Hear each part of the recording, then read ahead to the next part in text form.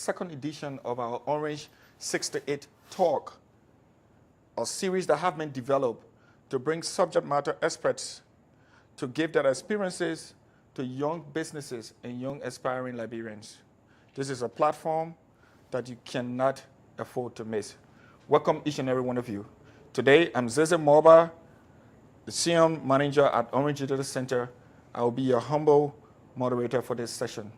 Thanks, everyone. Thank you, sir. Just before we proceed, out of the audience, why are you here? Who can tell me? Yes? Please be audible. I'm Jr. I'm the CEO and founder of Optexo. We are a multi-tech company that's into web development, social media branding, and so many things. So I'm here today, our company, we are a young startup. We started in May of this year. So I'm actually here on this mail from Bristol. Sorry about, about young startup, finance for young startup. So I said, yes, this will be a very good opportunity for my company to learn from experts, where I can, I can navigate my way through getting finance for my company. Thank you very much. Someone else? Are you excited to be here? Yeah, sure. Then I'm not seeing it. I don't feel it. Okay. So going back to protocols, I would allow Crystal. Do you have the journey to go? Good evening, everyone. My name is Crystal Adeswa, and I'm the Orange 5 supervisor. So we will just start. I think we're running a little bit late, so we'll try to move things along as fast as possible. First up on our agenda, we have welcome remarks by Ms. Buchanan. Okay, I think we're all with access, so I'm not going to stand. I would like to first introduce myself. I am Sarah Elizabeth Buchanan. I am the Executive Director of Orange Foundation, which is the corporate social responsibility arm of Orange Group in Liberia. I'm also the Executive Director of this space that we are in, which is Orange Digital Center. I'm a Liberian woman. I'm extremely passionate about technology and, of course, bringing this technology to Liberia as well as startups. So as a way of introduction, that's it. Welcome remarks. I would like to obviously thank our distinguished speakers for taking the time to come and nourish the minds of our young entrepreneurs. I will start, let me not butcher any names, so I will very informally say, welcome to Ms. Edwina D. Vacon. Yes. Okay, attorney. Yes, legal and business support consultant, as well as Mr. George Mensah Asante, managing director of EcoBank Liberia. And we have Ms. Nkechi Joyce Arizor, who is the managing director and CEO of the United Bank of Africa. So welcome again to our speakers, and welcome to those young minds who are here to learn from our distinguished speakers. Take what you have learned here and use it. Not every time will you have the opportunity to sit and speak with people who have this much knowledge. Everything that they say will be important. Take it in. And I'm glad to say that Orange Digital Center is the space that is bringing this to our young people. You're sitting right now in something where we call the Orange Fab. And this space, it looks like a living room, right? It's not a living room, it's not a lounge. This is actually a classroom. This is where we bring young startups and we incubate them or accelerate them depending on the maturity of their business. This is where they will learn how to do, for example, their business plan. Because not everybody wants to do a business plan and just jump into a business. That's not how you do it. Yeah. Me with a financial background, it just boggles my mind when I see just people, flying in there without having some kind of strategy in place.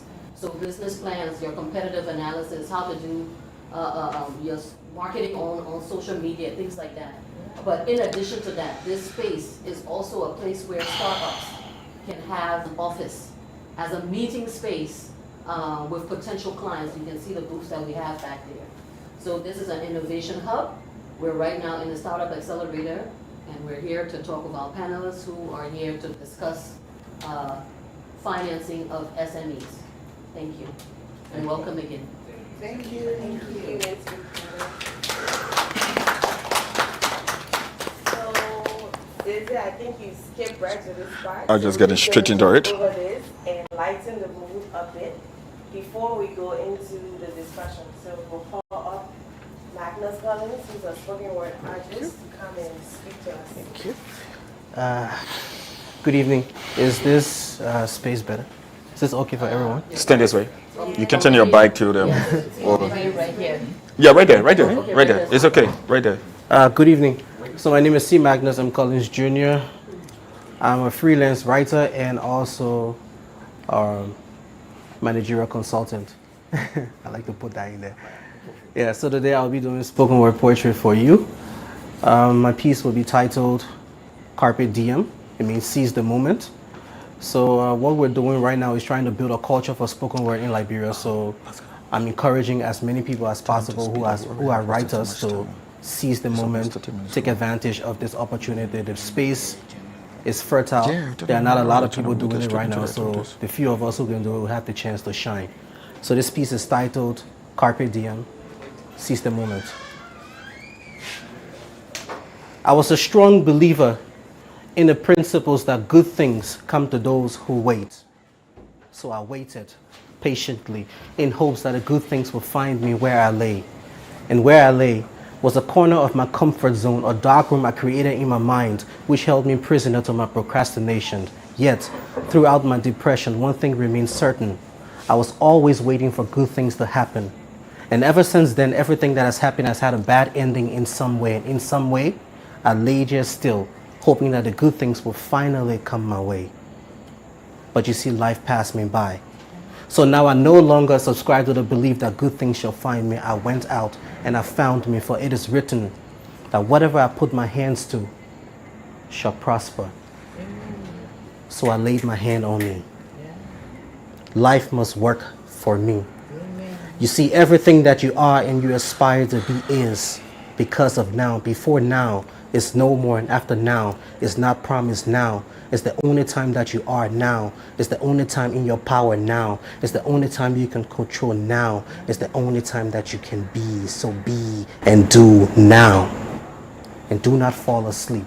But if you should sleep and the night passes into morning, tomorrow shall then become today what yesterday was, and it shall be what tomorrow shall hold. They say forever is not enough. But so is our inability to see how low-key this statement promotes our greed and stimulates the need to always want more time. We fail to see how we abuse the time that we have now, wishing and hoping for more time when enough has already been given now. Now is the power of your domain. Life is an all-you-can-eat buffet, so dig in. But don't dig the pits that you shall die in. For life is for the living, but the living are often waiting for good things to happen. And when nothing happens, the living end up dying for nothing. Oh, black child, this should not be you. I'm on a warpath to change myself. You see, I no longer subscribe to the hate that's propagated amongst my peers, targeted towards my fears, weaponized to critically disarm and incapacitate me. Carpe diem. The time is always now to do the things that bring our souls alive. And for a long time, I starved my soul to the buffet, which is life, and life has not been so kind, but here we are today. What more can we lose? We have nothing but our lives. But as long as I have life, I will keep on living. Death cannot claim me. I've been fighting these battles for years and years. The proof of my victory. See my ascendancy?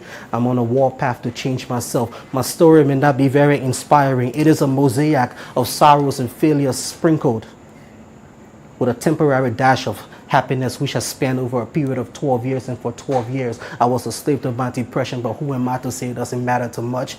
It matters to me. The solid structures of my failures liquefy into the silent tears of cry while I ran out of breath trying so hard to change myself. It matters to me. I hold in all my pain because it belongs to me, and I can feel the storm rage inside of me. It is a head full of bad memories, a heart full of hate, and all the grudges I have to pay, a shoulder slump down under the weight of all this hate I carry, and I can't stomach the regret through all the years of all the things I could have been, but here I am today. Still trying to be the man I set out to be. Still trying to be the man people thought the boy would grow up to be. I have grown, different than the boy who set out to change the world. I was told that the world needed saving, but I've seen every Messiah die. And this thought alone terrified me. It scared me so much that for so long, all I did was nothing, but everything I wanted to do was everything. Yet everything is nothing. For what thing is everything when everything could be anything? So I overthink everything and end up doing nothing. Oh, black child.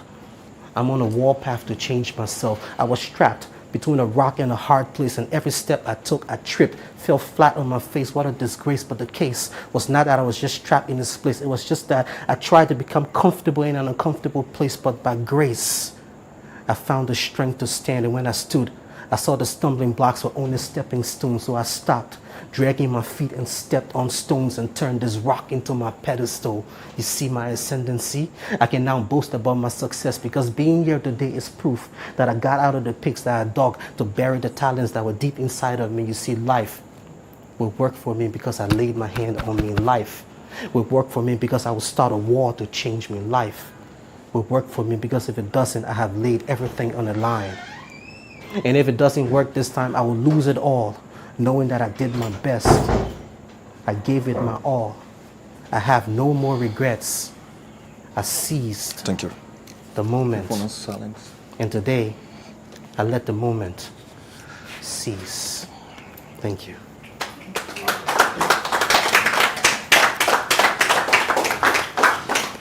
You guys get this. Maybe I'll sit right. Okay.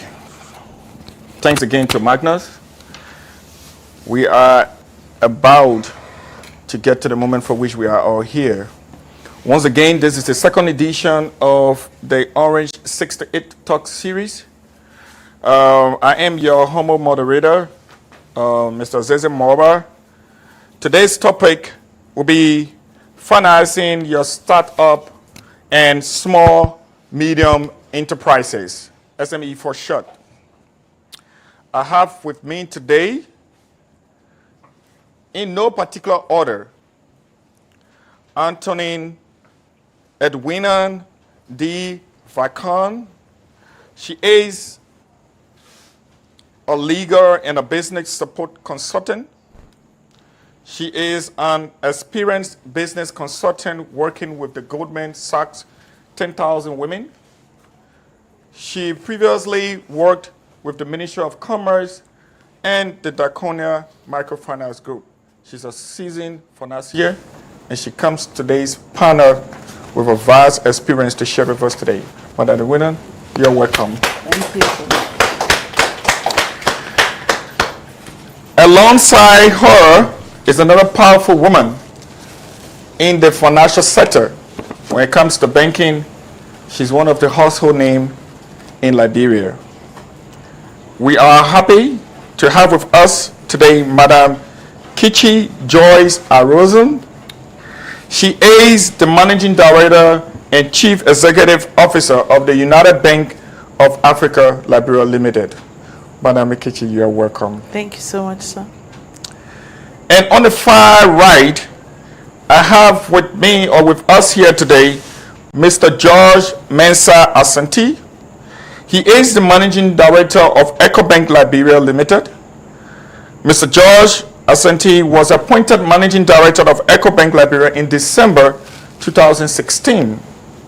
He has successfully transformed EcoBank Liberia from a manual banking to digital banking in line with EcoBank Group's digitalization strategy, which aligns with Orange Data Center. Mr. Asante, you are welcome. Thank you. And good evening, everyone. So, distinguished panelists, thank you once again for accepting our invitation to share their experiences with us on this topic. We believe that each and every one of you that have come here today wouldn't leave the same way as you came, but rather going by with a more enhanced horizon that have been expanded by the experience of these honorable panelists. In no particular order, we would like to do what we have come all here today to do. We will begin with our first panelist. And once again, our topic today is financing your startup or small, medium enterprises. Madam Edwina. Yes. From the legal and the business consulting point, we believe that you have come with vast experience. We'd like for you to expound with us with respect to starting your own company. Can it be daunting but rewarding process? We all know that. Why a great business plan is crucial for funders.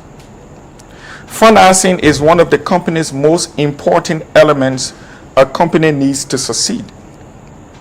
In your experience as a business consultant working with Goldman Sachs 10,000 Women Consulting and Commerce, what would you say is the best way entrepreneurs or young startups in Liberia can access funding for their startups?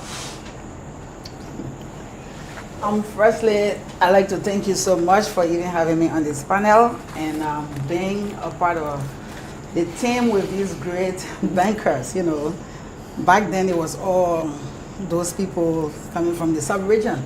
So thank you for having a Liberian voice to be heard here. You're so welcome. Firstly, the law is something that is just recently an addition to what I've done.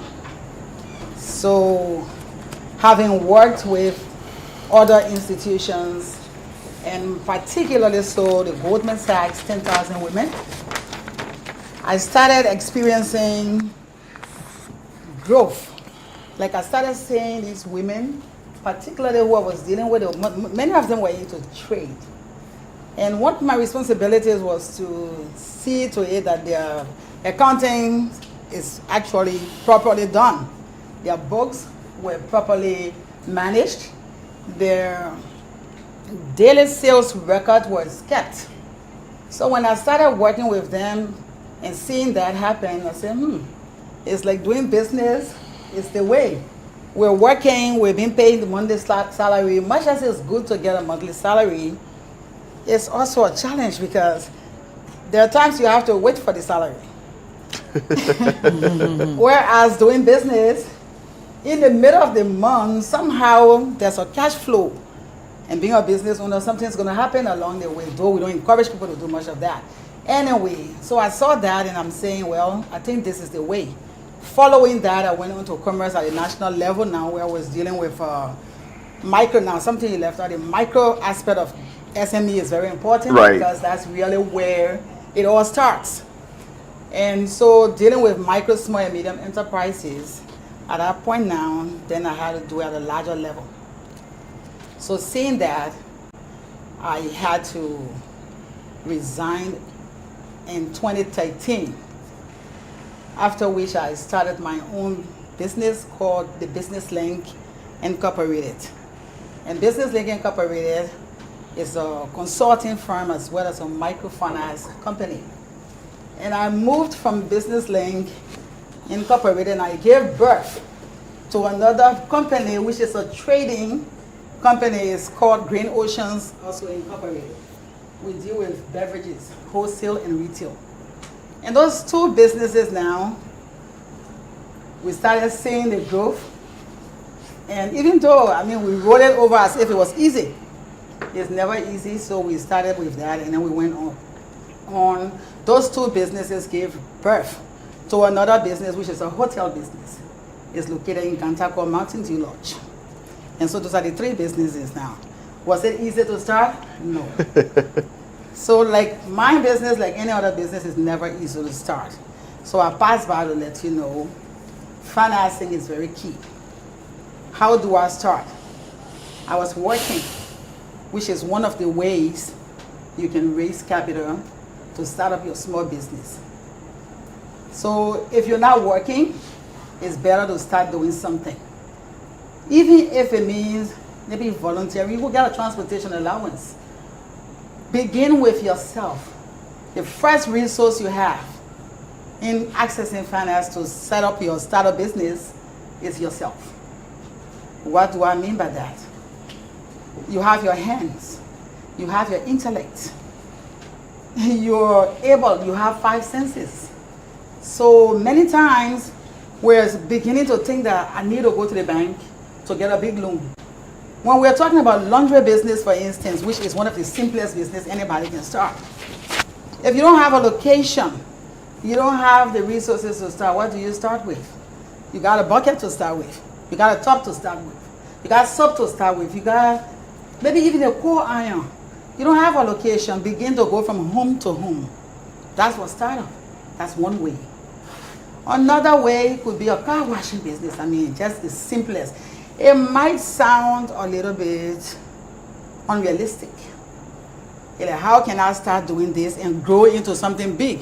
We're looking at the bank financing us. The commercial banks will not finance our startups.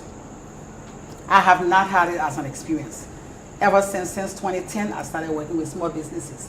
No bank, no microfinance has ever financed a startup business. One of what you do here is one way some people get started. Participate in competitions. You know, participate.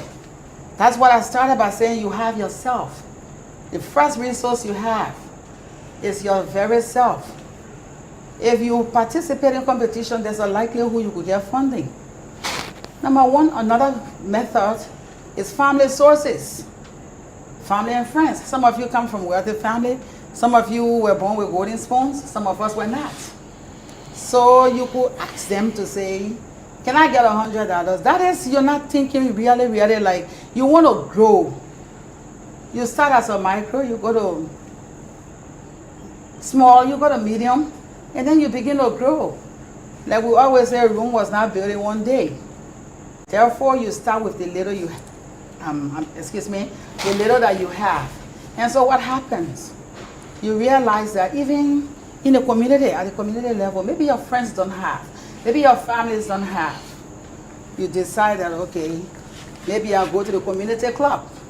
There are always community clubs. Now, whether or not you get the money from a family source, your family could say, I gave you this to pay back. If they tell you they gave it to pay back, it must be paid back. The same thing goes with the banks. They will tell you we gave it to you to pay back. It's good. But maybe the pressure is not going to be heavy from the family source. It might be a minimum interest rate, or it might be a 0 interest rate.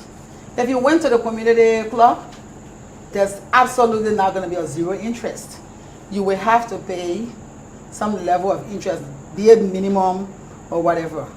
Of course, microfinance is not the best option. I wouldn't recommend that for a startup business because it has the highest interest rate. And the repayment schedule is kind of short. Even though I deal with it, that's why we don't deal with startups. We deal with people with already existing businesses. Because you're either going to repay on a weekly basis or you're going to repay on a monthly basis. So if you took the loan to start a new business, even before you start operation, right, they're on your back to say, begin to pay me, you know. So like, if you have to do that, then I'm sorry, it's going to fail. So many times start with yourself, see what goes and see how it works. So your family, we talk about it. Donations. You know, family money also has some disadvantages. You're complacent. You're easily complacent because it's coming from your family abroad. After all, your mom is working there. You think the money is on the tree, she's going to pluck it. What you fail to know is that she's working hard. So instead of you taking $250 every time from a family friend on a monthly basis, say to yourself, let me invest it. If next month, if it doesn't come, at least I'm able to do something. I can feed before the next person or before the next money comes in. So always, whatever resources you have, eat some, put some aside. For me, it's very, very important in the SME world. Thank you so much. I mean, if we're going to sit here today and allow the councillor to continue to speak, I'm not sure we're going to leave from here. So what I'm going to do is we're going to take another speaker, and then we will come back again because I know she's still got a lot to give back to us. No problem. But I mean, you can already start to feel the reason why you are here. It's just the tip of the iceberg. So get ready. The ride is getting interesting. So we will take, again, thank you so much, Councillor. We will take words from Mr. George Mensah Asante. As the MD of one of the biggest banks in Liberia, and with so much experience in the sector, do you think it is a good idea for a startup to approach the bank for a loan? One. Yeah. Two, are there loan packages available for startups and SMEs or small medium enterprises at your bank, and what will it take for a startup or young SME to access these packages or these facilities? Thank you for the question. And I think I'll take from where my sister let off. Okay. I mean, she given the background and I set the tone. So yes, I mean, as a startup or SME, it's good to look for support or go for a loan, but it depends on the type of loan and then the mix of the loan.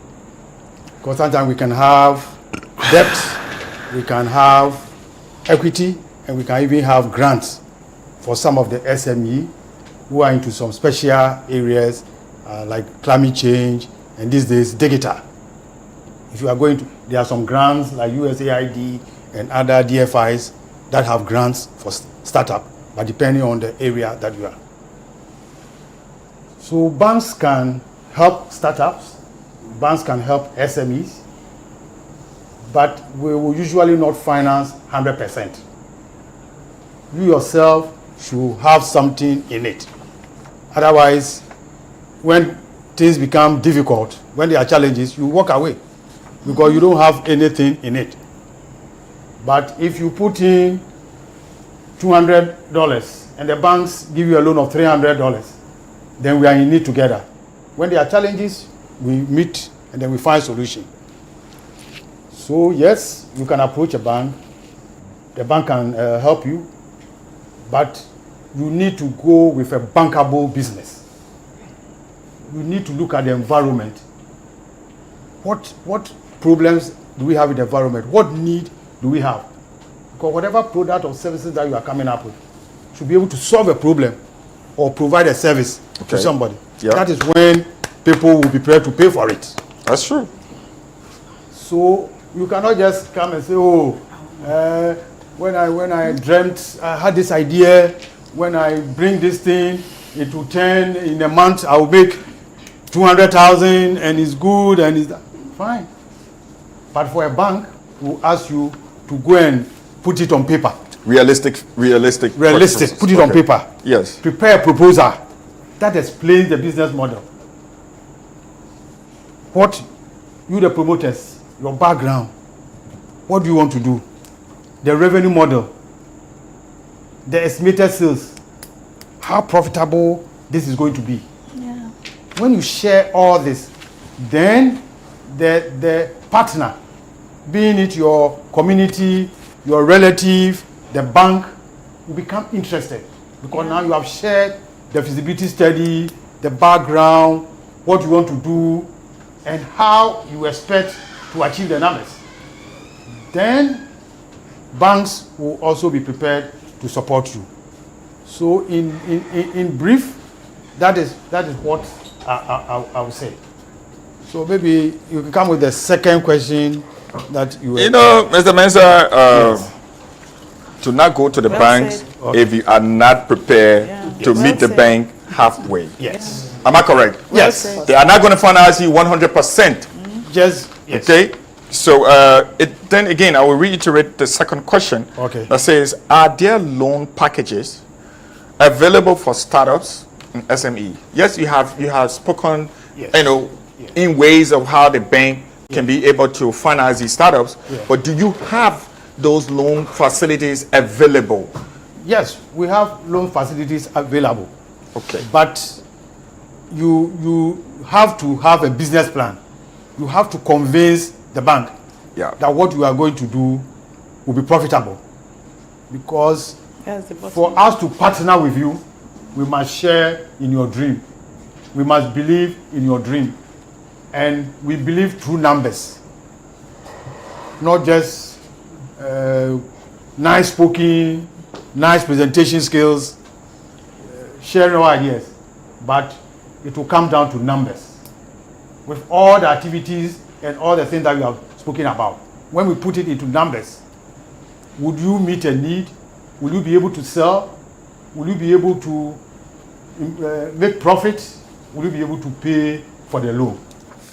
Then the bank will be able to partner with you. And banks have different requirements, depending even on the sector you are going to. Your cash cycle and other things. But banks can help, but they want it documented. They want it in a form that is convincing. And then you yourself, you must show some character. Yeah. You must show some seriousness. Yes. Because as much as we want to help, it is Zaza's deposit. It is Madam Attorney's deposit that I'm giving to you. And you see her, how strong she is. If I give her your deposit and you don't pay me, when she comes for her deposit, I can't tell her that, oh, you saw that young boy who was at the function, who spoke very well. She picked up from what you said, so he came for money to do some laundry, and now I can't find him.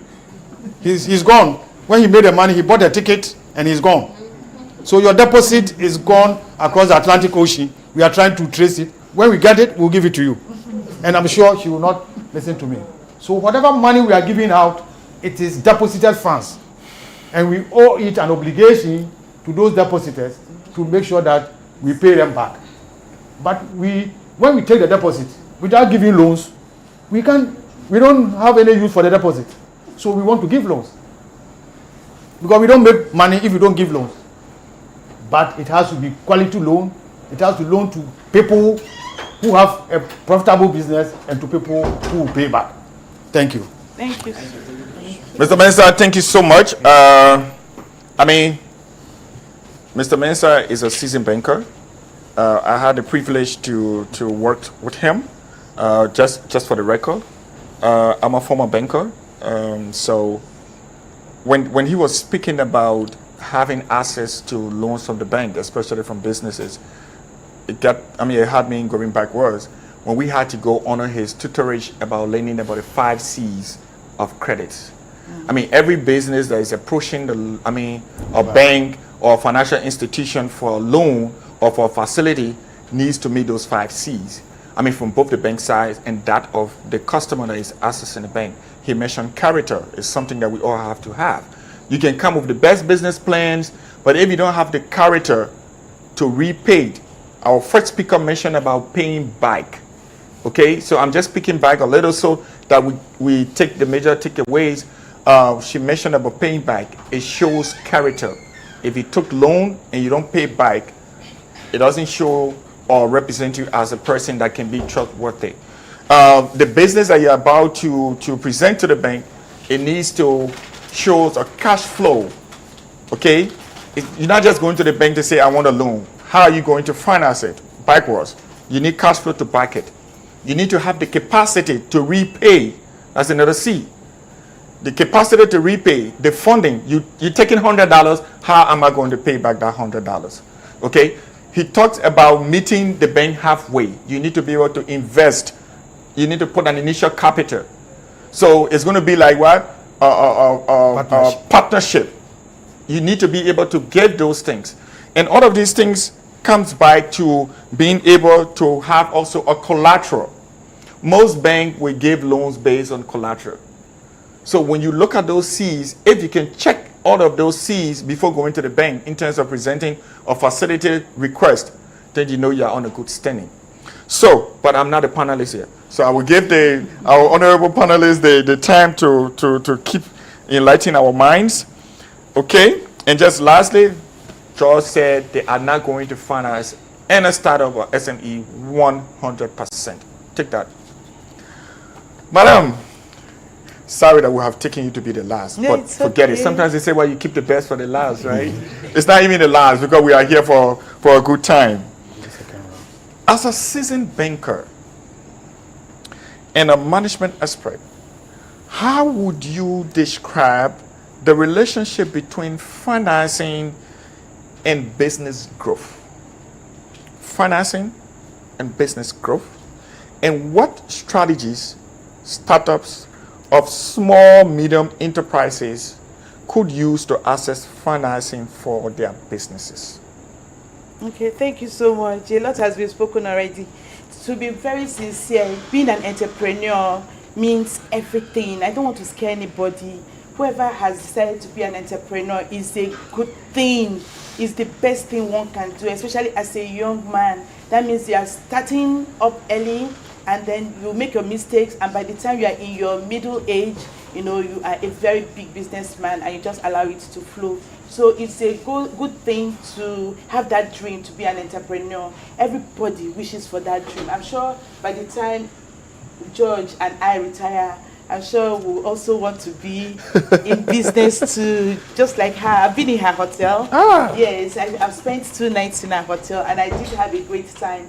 You know, so, and for a hotel in That's Ganta, marketing. She's marketing your yes, business. and for a hotel in Ganta, where I had stayed in Yes. a previous hotel there before, I did find her own very okay, most suitable in Ganta, most suitable, you know. So she knows what she's talking about. So I just want to start from the back and go to the front. That's the second question, and then take it to the first.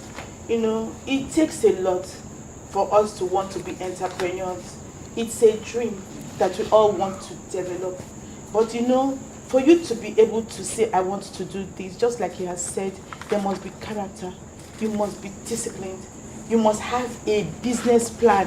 That one is essential. You cannot just get up and say, I'm going to go into maybe vegetable sales, or I'm going to go into mobile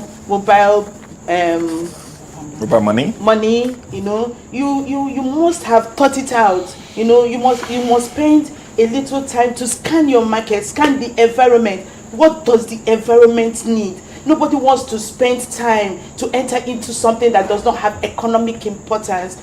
George mentioned it. The thing, whatever you want to do, must be economically important to the community that you are in. So it is very, very essential. It doesn't matter if you're in Painesville or whatever location.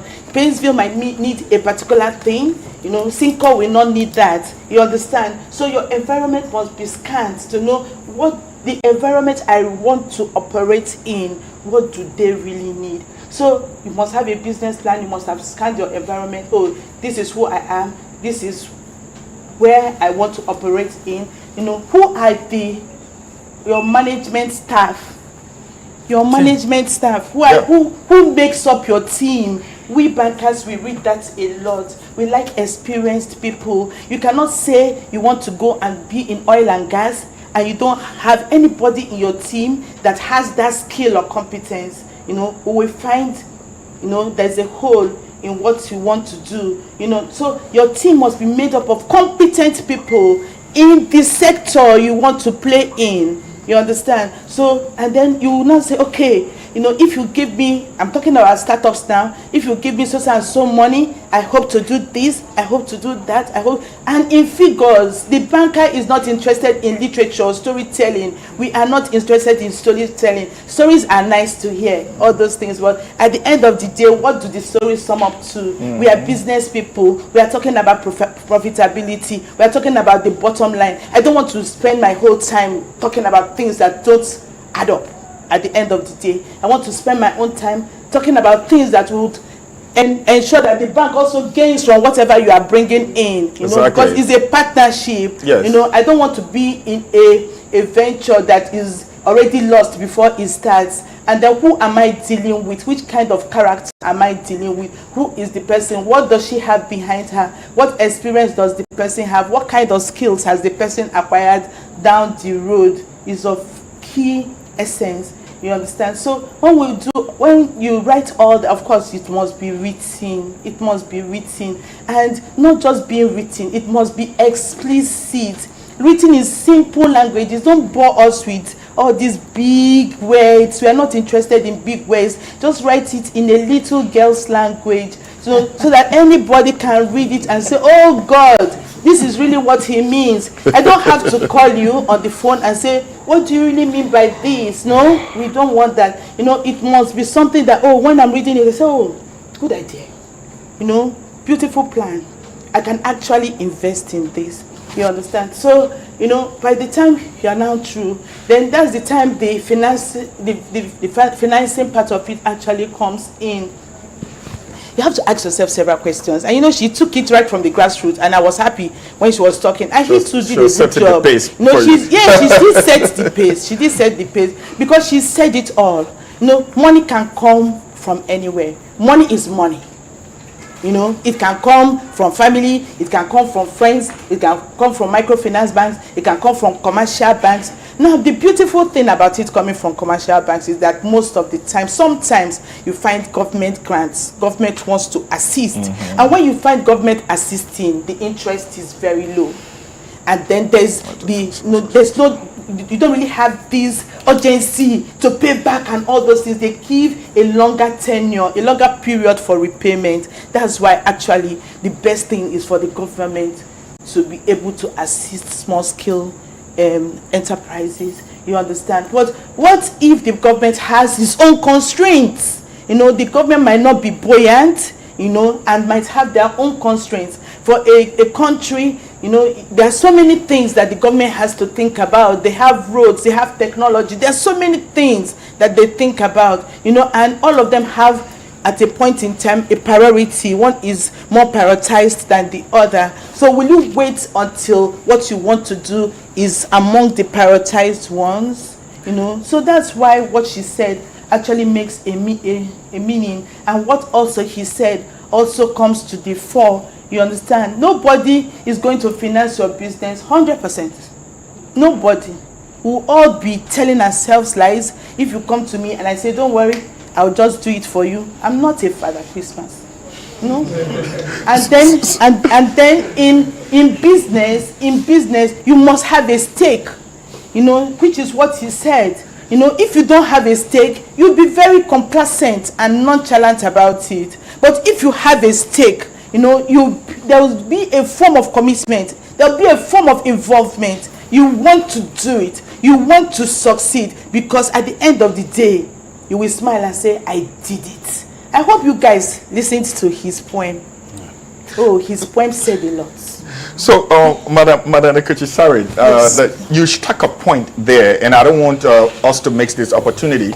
So I want you to come right back to it. When you mentioned about the availability of government fundings, Yeah. it was one of the questions which I had like jotted down to ask. I mean, it could go to you and anyone else could support it. Which brings me to say, are there financing options such as government-backed SME grants and loans? Yes, there are. Crowdfunding and peer-to-peer lending or credit advances available for startups in Liberia, like in the banking sector? Yes, there was a time, though I was not here then, but I know that the government has given, you know, there's such funding for SMEs. Yeah. Yes, they have. So, they I mean, funding. Yes, I do know that there have been times wherein we have heard that the Ministry of Finance, the Ministry of Commerce, or the government, and even at Greek especially. Right. Let me speak to that. Okay, so I would like you to speak on that. Yeah? So it sounds really good in principles, Yeah, okay. but the reality is not it. You know, you want to see our government saying we have loan to give to you. For instance, it happened during the COVID period. During COVID period, government had called all of us around. We had a series of meetings around.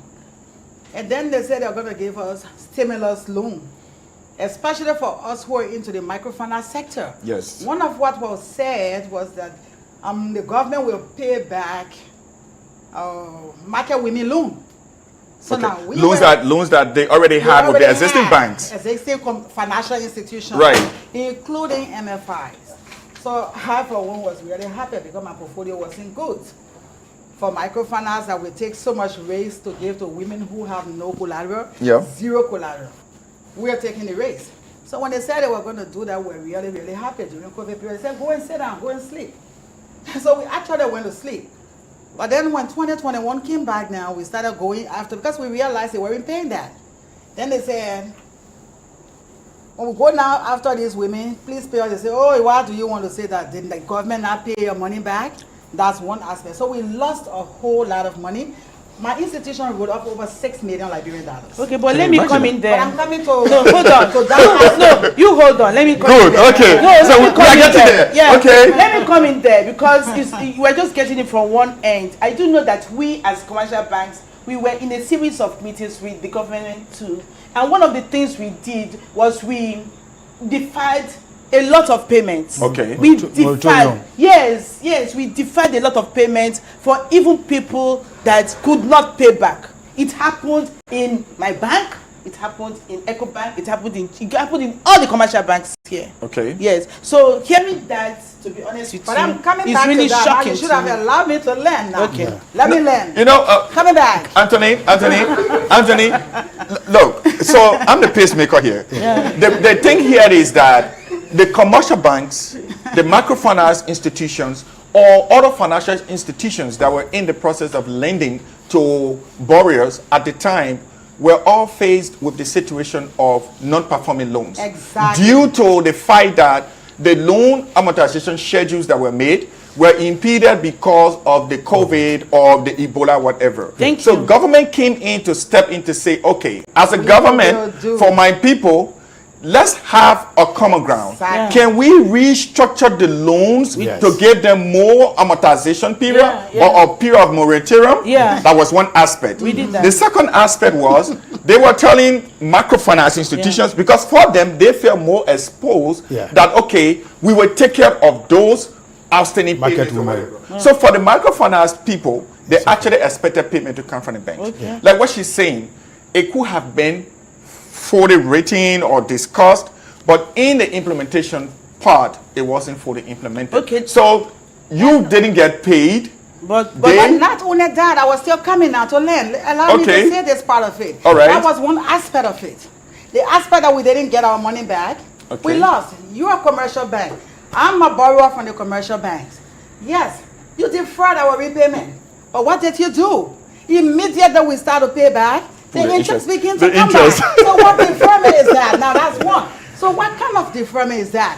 So immediately we begin to pay now, the interest jump. If I'm owing 100,000, I go back and pay.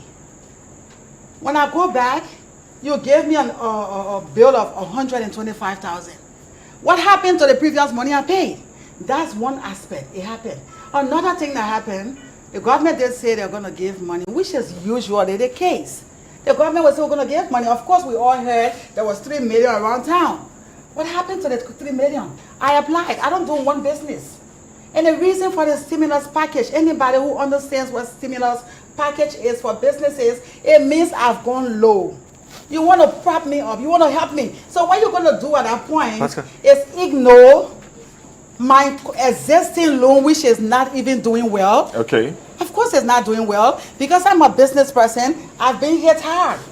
Having been hit hard, you decide you're going to come. Now when we come back to apply to the commercial banks, they use the same standard as if this money was the commercial bank's money. It's no longer government's money. It has become a commercial. I'm a victim of that. I'm saying what I've experienced.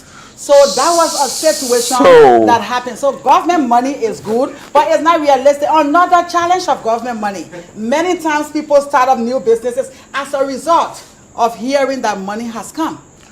So let's take that as a caveat. Yeah. Let me come in. If we are to expand, if we are to expand Let me come on, in. yeah, madam, I will give you the floor. if we are to expound on the availability of government loans or facilities, I guess we'll stay here until tomorrow. But I want us to stick to the reason why we are here, because if we go to this way, all of our young startups are here, we start to run for the availability. By the time they hear me, they So, madam, I will let you to put an ease to this before we move to our next question. And then just after that, I will take 2 questions from the audience before I proceed with my next set of questions. It's really unfortunate you had such an experience. And I expect that as a microfinance bank, you have a commercial bank that you lean on, so it's really unfortunate. But I must tell you that in 2020, the commercial banks in Liberia suffered a lot. We had huge NPL ratings. And another thing, remember even that in a war, that people benefit from a war, right?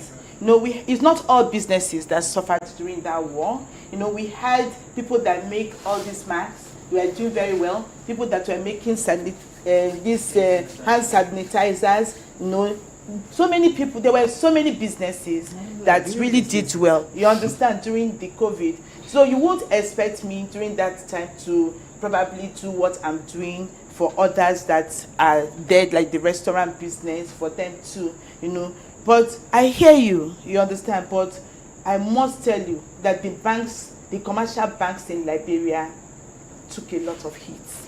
We took a lot of hits, and even the government applauded us, because if you go to our 2020 NPL ratings, we have banks that are rated about 30-something% NPL, against a benchmark of just 10%. Thank you. Thank you, madam. Yeah. Look, this is a very bigger topic, and I'm sure I'm going to bring you up back here, and so we can discuss about another topic that is impeding why banks are not giving out loans. It's a very big major topic, which has to do with non-performing loans. Yeah. Okay? Why are Liberian businesses not accessing loans? Are there reasons why? And I'm sure you guys will do us the honor to come back here so we all can discuss Certainly. that. I love that topic. So definitely we have a topic already pending. So just before I leave to go to the audience, I want us to just close it up a little bit. Between a traditional bank loan, right? A traditional bank loan and that of a micro bank or micro loan, which is much preferable for a young startup or a SME to access? I think somebody mentioned something like that in their deliberation, but I just wanted to be very emphatic. So that's why I'm asking this question, for you guys to have that takeaway. Between the micro loan and the traditional banking loan, which is much preferable for a young startup or a small, medium enterprises to access? It's for anyone. I'll say that it depends on what is available, the capital requirement, and then the customer involved. Okay. When Madam Attorney was speaking earlier, we talked about a micro loan, and the cost of it is more expensive, but it's easy to access. The terms and conditions are minimal, like he gives money to market women without collateral, without anything. So the rate is maybe 3% per month. If you analyze it, it's about 36% per annum. Right. As against if you go to a commercial bank, you'll be getting loans between 14 and 16% per annum. So it depends on how bankable your proposal is. And also depends on the rates. And the rates factor. Yes. So the higher the rates, the higher the interest. Yes. So is that why we consider the microloans being, in terms of the rate, being higher as compared to a traditional loan? Yes. Okay. But if you ask me, I would advise that you start with the microfinance loan. Okay. You know why? Because it's always good to start small. It's always good to start small. You can't, if you have such huge dreams, it stops being an SME. You understand? Okay. And so it's good to start small so that by the time you have all your teething problems, all the little ups and downs, up and down, and you stabilize. You've learned more on that business. You can now go for a commercial. And in addition to that, collateral issue with the commercial banks. You don't have collateral. Any of you here, you young people, like you don't have a house. You don't have, even if you carry a land deed, if there's no development on that land, the bank's not going to take it. So even with the equity financing we're talking about, they're not going to do much of that. So technically, startup fund is more or less not available. It's nearly impossible to get a startup fund in any commercial bank. That's what we have here. Startup funding is Except on the nearer except to on the impossibility. government. Exactly. Yeah. Okay. So thank you very much, my honorable panelists. Before I rest and then come back, we would like to take 2 questions from the audience. Anybody, of no order, we can start. Yes, please identify yourself. Tell us where you're from. Alright, I'm Chris B. Jones. Yeah. I am from Easy Market. Okay. Yeah, so I hear you guys, our panelists talk about business loans and how startup can access it. And like you mentioned is, there's an issue for startup to access it. So I'm wondering, right, what would be your advice to startup owner? So since you have issue with accessing loan, how can you position your business to look at better business model, financial modeling, or sustainability strategy that can make you sustain your business in the absence of loan? All right. So what would be your advice to a young business owner starting or you can do this and do this for a business to sustain without accessing loan? Since we already talked about it's an issue for young people. So thank you. I hope I can answer that for you. Yeah, it's for. The questions from the audience. It's for anyone. Okay. What we previously said to you was start with yourself. So let us assume everybody in here is already a digital business person. For instance, if I tell you this, you would not believe it. I had to do my printables, all of my design and everything. I had to do in Nigeria. I'm telling you, I'm being factual. I don't even know any of you. Now, we don't network. Networking is very, very key. We get on social media, we post ourselves, we do everything, but then we see businesses trying to market themselves and we just sit down. So for instance, if you've already started your digital business, you're doing web design, you're doing social media marketing, how do we know that? Somebody else has to do my website for my hotel in Nigeria. Am I proud of that? No. The money had to go to Nigeria. He had to design and develop the printables there. He sent me the finished work. I have to print it here now because printing, he said, shipment will be more costly. But I'm still looking into that. Can I print it there and have it and have somebody bring it to me? So what are we doing? We're here today. We will eventually walk through this door. Some of you will never ask, what's your number? I heard you're doing this business. Who's doing my marketing? Nobody. Nobody. Who's able to manage my social media? Nobody. So, I'm just one example. There's many Liberian businesses that lack these kind of services. We don't know you. So networking is very important to aid your startup business. It's another means of financing with no interest. Well, Anthony, thank you so much. Just before our next question, I would like to tell you who he is so far. Easy Market. Yesterday, as you can see on the board there, we had the Orange Social Venture Prize. Is one of our activities here at the Orange Digital Center. Is wherein we mold the minds and mental startups, and at the end of the day, they have a national pitch competition. And so Easy Market was our first winner yesterday and won a prize of $3,000. $3,000. They are the e-commerce. Exactly. They are an e-commerce platform wherein businesses today in Liberia, like young aspiring businesses who want to go into business but don't have the capital to build a store or a rent a store or whatever, can place their goods and products on their platform and sell. So, and another thing you talk about network, that's the reason why Orange Digital Center is post today. The center is being developed or created that people can have that space to network. You talk about people printing or developing your website. I can tell you here today, if you need somebody to develop your website, you can have a student from here that can develop your website that have been trained in web development. To even manage. I'm telling you, we have students that have graduated from our training programs here at Orange Digital Center that you can access. So one of the primary reasons why Orange Digital Center is here is not just to train, but also to provide employment opportunities for young Liberians. and most especially women as well. We focus on the gender sensitivity of it. So that's it. So, Madam, please. Yeah, so I'm going to take two things from what you have said. Yeah. You know, remember that we talked about scanning your environment and knowing what is missing, you know, and being able to fill in that gap. She has mentioned it again. You know, that's why environmental scanning is important, to ensure that you are meeting a need in the society or community that you belong to. You know, another one is there was something else that I wanted to talk about, but all the same, you know, he said that okay, that this place is the training ground, whatever. It's just like us that go to university. This is your university. Right. You've gone to the university. So what have you done? No, why I'm saying this is that at a point in my life, I was a teacher. I was a school teacher. I was teaching in the university, secondary school, and I was earning very well because I was marking WAEC, you know, certain questions for JAM. You know, my school was very well known, so we have a lot of students that come in, and we mark their scripts for a fee. You know, so as a young girl of 21, 22, you know, I was earning good money, and I was making a lot of shakara. In my school, they were calling me school sissy, so I felt I was okay.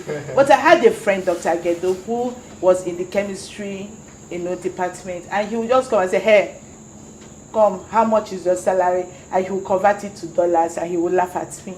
So at a point in my life, I decided to take a career change. You know, I'm just saying it here because I don't really know who might need it tomorrow. I had to make a career change. You know, it doesn't matter what you have studied in life. You know, you can become anything you want to become. Yes. And I thought to myself, I said, what if I continue this way? I want to travel. I want to make sure I have a very comfortable life. I don't think, you know, I will be able to achieve this. So guess what? I put in applications in an oil company, Chevron to be particular. They wanted an English graduate. And then, luckily for me, the person that gave me a reference to someone there, you know, happened to give me a note to his cousin that works in a merchant bank. And luckily for me, the merchant bank was attached to a commercial bank. And here I was, I just took my chances. I said, why can't you put me in the commercial arm? You know, they did, you know, interviews for me. I sailed through. And today, I'm a banker. But guess what? The salary I was being paid, even with a master's degree, was much lower than what I earned as a school teacher. I couldn't even tell people that I was being paid such a small, more than 50% cut, you know, such a small salary. I hid it from all my friends, you understand, because I was a very good teacher. They call me a miracle teacher. If I teach you, you'll never forget. Whoa! And I mean, we all can see she's exhibiting some of those traits and talents here. So Because by the time I did that career change, to be honest with you, it was the best decision I have ever taken in my life. Because I did sciences, yes, and all that. I have friends that were in the same classroom with me in secondary school that are doctors and pharmacists and all. But as of today, they don't earn what I earn. And they've not seen the kind of thing I've seen. You can't be a managing director anywhere, anytime, tomorrow, and you say you cannot run a business. That is what the bank has given me. Being an entrepreneur, having an entrepreneurial mindset, that's what the bank gave me. Thank you, madam. Thank you. So the last question from the audience? Yes? Okay. Okay, please. No, Your name? My name is Volker Duncan. I'm the CEO for Champion Designs. Champion Designs. Champion Designs. So I have a question for the bankers. Can you put your phone on silent? So access to capital is the single most, critical challenge for all entrepreneurs. And capital in this particular context can only be construed as financial capital. We can have persuasive capital, intellectual capital, and what have you. So what are your banks doing to help in terms of CSR, corporate social responsibilities? What are your banks doing to improve? Because what we've heard from the microfinance leads commercial banks will not look at our startup entrepreneurs and be able to give them the kind of commercial loans that Right. apply. So what corporate social responsibility or programs that your banks are crafting or will be thinking about crafting after here to empower our startup people so that they can make it to the level that they can get access to funding? Thank Did you look at my prompt sheets? Because my question was just coming with that. Okay, so that's one of our young entrepreneurs too that is here. So the question is to either of you. You all can respond to that. Okay. Okay. So What we are doing today is part of EcoBank's social It's part corporate of the bank's responsibility. I can safely say that they are all in unison to the answer.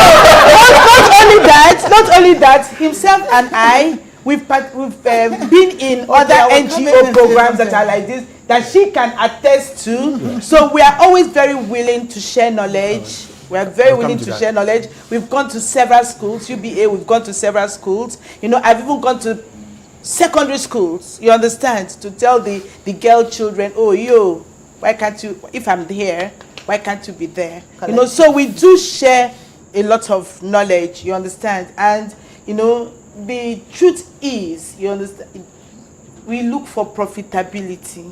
You know, and they're looking for that end. Yes, that end yes, factor. the end. No, it's the truth. It's good to be Yes. honest. The end, the end justifies the means. And you know, she said something, and I want you people to actually remember all she said, because she took it really from the grassroots and said, if you want to be a cleaner, we have people that are professional cleaners today, and they make huge money. So if you want to be a cleaner, you want to start small. Well, you have a bucket, you have a mop, and you can do it. I don't have, in fact, I was in Liberia for almost 18 months before I had a cleaner. Why couldn't someone come and say, Kechi, I want to clean your house? That's where we have it. Yes. I could recommend to the bankers. You've listed your challenges. We hear these challenges every day. Yeah. When we all meet up at the central bank, Yeah. we hear these. We will meet up at business functions, we hear these. Now, I haven't seen much happen. Yeah. 2 recommendations I have for you. One of those recommendations, Liberian businesses who are not startups, they come to you, they bring very great business plan. They're already doing their businesses. They have ongoing businesses. Now, you gave them money, eventually, I'm sure your interest is not to foreclose on anybody's property. No, we don't want to. That is not your interest. Yeah. Your interest is you gave me money, I gave you back. Yeah. Your money with interest. Yes. Now, let's look at it another way. How about me having a hotel? Me having 3 chain of businesses. You gave me money. All my money is not doing good in one bank. But you come over. You say to me, listen, we gave you this loan. We know you have this big structure that may be worth more than $500,000. This building cannot be removed. How about you co-own that property? You look at it and say, we know your business isn't doing well, your loan isn't doing well, but you run a hotel. If your loan isn't doing good, let's sit down. Let's refinance you. What do you need to have a hall? You don't have a hall. Maybe that's why you're not making money. Maybe that's why you're not paying me. What do you need to complete this? Maybe I need $300,000, $400,000. You say, okay, your building is almost $1 million. Take $300,000, but we give it to you in stages. We do it. And we send somebody to co-manage. By that, you co-manage with the person. Yeah. So all that is required is finish the project. You pay operational costs. Yeah. EcoBank has a co-manager there. Yeah. The hotel has a co-manager there. You both run this business. You get your money. The business get your money. That's both mutually beneficial. How about that? But you don't do that. No, we Most of the time, what happens, you say, look, we take you to court. You haven't paid our money. We foreclose. Is that your interest? No. We recommend you co-manage. That's one. Okay. Another one. I mean, I'm going to say it might sound like I'm talking it because I'm into those line of businesses. Yeah. but I'm a business consultant, so I work with multiple businesses. As I speak to them, I'm speaking to the unheard. Yes. Therefore, your direct line of contact is not the micro businesses. It's not the startups. The big ones. How about you working, choosing a microfinance institution? You work with them because when we prepare these micro businesses, they move to SME level, they leave us. They come to you. So who prepares them for you? It's us who do the dirty work for you, and you take them eventually, you work with them, but you're not choosing any particular MSME, I mean microfinance. You think that you treat us all as a regular business person, and then you say, well, if they want loan, let them come. How about that? In connection to your social corporate responsibility, because by that, you would be triggering downward to the micro businesses that are not your clients. However, they make their money, they deposit with you. Who benefits? The bank benefits much more than the microfinance institution. So those are my 2 recommendations for you. Hopefully, we can even expound on that after this.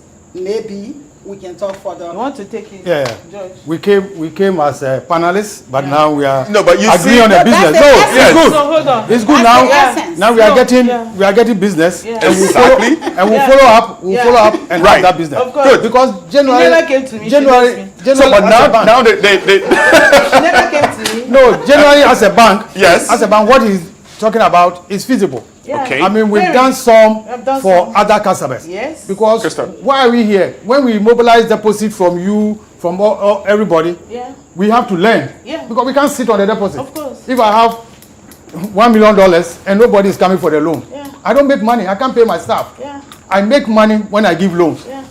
But when I give loans, the loan should pay back. And foreclosing on collateral is the last level. The last stage. It's the last thing that we do. Yeah. Because we know it takes time. Yeah. If it can be restructured, if it can be renegotiated, if things can be done for you to pay. We did that during the COVID time. Yeah, We sure. approached people who had genuine problems. Yeah, Joe. But when I give you loan and your business is doing well and you are not paying, you There's a are problem. going on vacation, buying new cars, throwing birthday parties, Yeah. and you are not paying your loan. Of course, It comes to the character. I'll come for my money. Right? It comes to the I'll come for character. my money. And to add to what George is saying, you know, this not paying the bank back cuts across all categories. But just a small one of consumer loan that, oh, with your salary, you pay 2 times, you run away. In the middle, everybody, plus the allies, plus the poor, plus everybody. Sure. And we want that your next session to hold. Yeah. Because then you will hear from Whoa. Okay. So, Just to end on the yeah. basically, for me, what I want to let these new upcoming entrepreneurs to know, that now things are going digital. Yeah. So as your entrepreneur, you need to be digitally Digitally minded. educated. Yeah. So you need to learn, because you don't have money to go and rent an office. You can just have a laptop and a phone Your bag, and yeah. have an office. Yeah. And Mobile, do everything. mobile office. Everything on the line. You don't need, and now if you access banks, we have digital products. You can access your bank details, you can receive money, you can transfer money from the comfort of your home on your phone. You don't need to send somebody to the bank, pay transport to the bank, go to the bank. You can operate without going to the bank for 1 year. Yeah. With Because convenience. we have all the digital products. Yeah. But you must know how to use it. So you yourself, you have to be digitized. You have to have basic education, how to go on internet banking, the various mobile apps that we have. You can transfer money, receive money. You can pay your suppliers. You can receive money from your vendors. There are several things that banks have put in place to make the cost of operation for you very, very minimal. So that as startup, train yourself digitally. Look in the environment. be a long series. What are some of the needs that gonna be a long people series. have? I mean, they've shared several ones. I mean, in some country where I work, somebody started by doing laundry. Yeah. You know, most of the banks staff are busy. They close late. Yeah, they come They and don't have collect time to wash their clothes and iron them. So he comes there and pick your shirt for the week. He takes them, wash them, iron them, and bring it. And he charges. He doesn't have any fixed cost, unlike the laundry. Laundry will charge you maybe $10. He can do your shirt for you at $2. Yeah. The convenience that they provide. So look for a need look for what people And you are building want now and start. And as you start, you look for other opportunities. Some start with a line of business, later they see opportunity, another line, and they divert and go there. Yeah. But start from somewhere, start building up, because I mean, government cannot employ more than 20% of their citizens. So if you want to wait for government work, it will be forever. Yeah. But start small, start with something, and where you start well, you are doing well, banks and microfinance will support you. Yeah. But I believe that there's opportunity in the digital environment. Start small, create something, and you'll be able to succeed. Thank you. Yeah. Whoa. Can I get a round of applause to the panelists here? I'm not one of those persons that believe in recapping or going back over what was discussed, because I do believe that each of the panelists here did justice to the topics. And I do believe that each and every one of you are even more hungrier for this topic. So this is the reason why the Orange Digital Center have been created. This is the reason why this series have been introduced. This is the first of its kind in Liberia, wherein we bring subject matter experts to interact with you. It's a forum that enables you to network with them. And I mean, like the topic that have been birthed today is giving birth to more windows of more discussions. So I want to take up this time to personally say thank you to my honorable panelists. I do believe that we need to come back again. She kept telling me, like, we need to extend this session. But we want to say thank you very, very, very much. You have done us a great deal today. You would have chosen to be somewhere else, but you chose to be here with us. There's no way we can repay you. But we, the young people of Liberia, we are grateful to have sat on your voice this evening and to have learned from the fountain of this knowledge. So at the Orange Digital Center, this is what we do. And we have like just a few more minutes to close the event for today. But just before I close and give my final wordings, I would like to say to all of the audience, please take the notes, go with it, start small, be of a character person, know your environment, scope it, and know what is it that you're looking for. And once again, keep following Orange Digital Center because there are a lot more to come. So I can see my ED, yes? Sorry, again, this is an informal thing. Yeah. But I want to at least acknowledge that we have here our head of legal for Orange GSM, who is here, Mr. Sukupo Senior.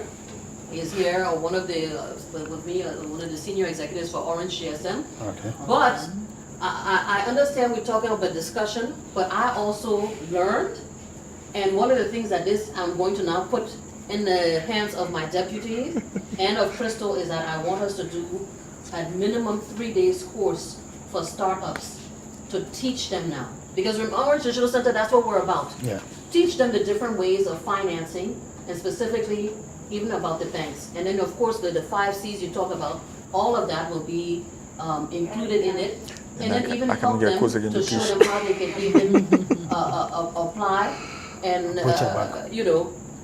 let this be a discussion, but also I want to see something tangible come out of it, so that when our students at Orange Digital Center show up at UBA or show up at EcoBank, they'll say, yo, you went to Orange Digital Center, because this thing here is on point.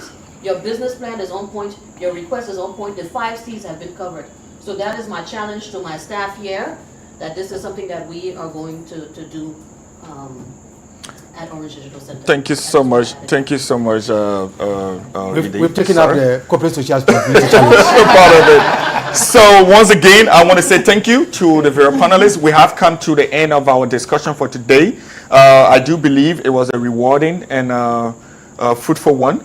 And please follow us on Orange Digital Center page. There will be a lot more of series like these. If you want them to come back, you have to hit us back on the page to say we want you to come back.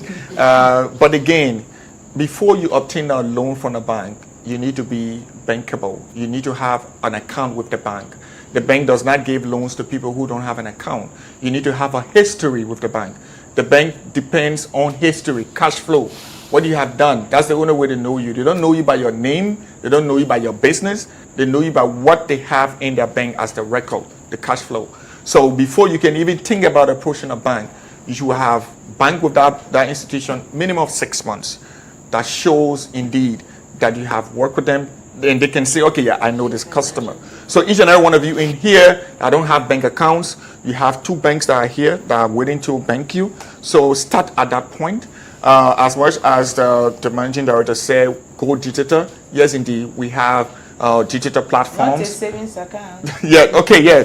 So you have the digital platform in terms of mobile money. That's another way of banking too as well, because it shows history. You are banking with mobile money as long with the banks. You can link your both accounts. So once again, today we balanced the panelists. We had 2 bankers and we had an SME who is also like you. So you could see from where she was speaking from. All right. So she was asking questions on your behalf. And so once again, I want to say thank you.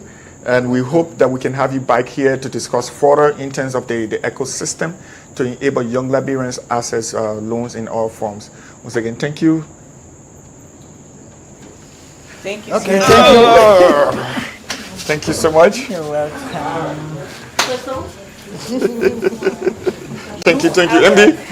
Thank you, MD. My girl. Thank you, Jen. Thank you so much. Yeah. Sue. Call me. Let's keep in touch.